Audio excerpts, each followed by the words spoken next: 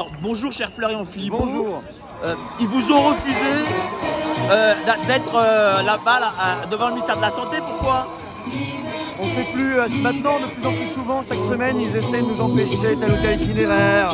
On voit qu'on les dérange en fait, voilà. Ils sont de plus en plus pénibles, comme si on allait renoncer en quelque sorte. Et là ils se mettent le doigt dans l'œil, on va jamais renoncer, jamais.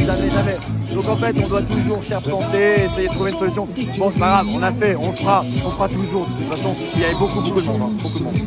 Donc là on voit les chiffres des hospitalisations, ils sont aussi importants que ceux de la dernière alors qu'il n'y avait pas de vaccin. Comment on peut juger ça? Non mais, c'est ce que je disais, il faut pas avoir fait Polytechnique pour comprendre, il faut juste avoir deux brins de logique. Il y a un an, il n'y avait pas de vaccination, il n'y avait pas de passe sanitaire, on a la même chose en Europe qu'il y a un an. Donc je veux dire, au bout d'un moment, il suffit juste d'avoir des yeux pour comprendre.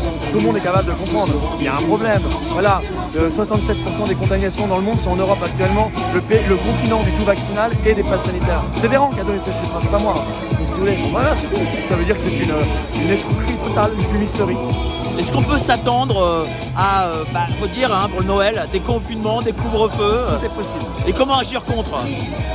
En se mobilisant, et là on voit qu'il y en a qui hésitent, il y a d'autres pays qui l'ont fait, la France pour l'instant non, parce qu'ils sentent quand même qu'il y a un souci, il faut se mobiliser au maximum, voilà c'est tout, il n'y a que ça à faire, montrer qu'on n'est pas d'accord, mais après vous savez ce que vaut la parole de Véran. Hein, ah oui, Véran a dit qu'il n'y en aura pas, mais... Voilà, ça vaut zéro, hein. C'est même plutôt inquiétant quand il dit qu'il n'y en aura pas, c'est qu'il y en aura peut-être, donc non, il faut se mobiliser, il faut surtout pas rester chez soi, quand on reste chez soi, ça c'est le piège du système.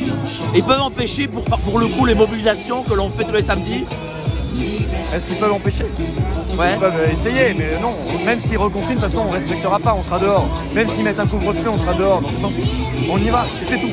Donc il faut continuer à résister et on résiste. Toujours, résister, jamais rien lâcher. Il y a des peuples qui se sont battus pendant des années avant leur libération. On a face à nous une très forte oligarchie, très puissante. Elle ne va pas tomber en quelques mois. Il faut se battre, mettre des coups de boutoir tous les jours, toutes les semaines. Merci beaucoup, cher Florian.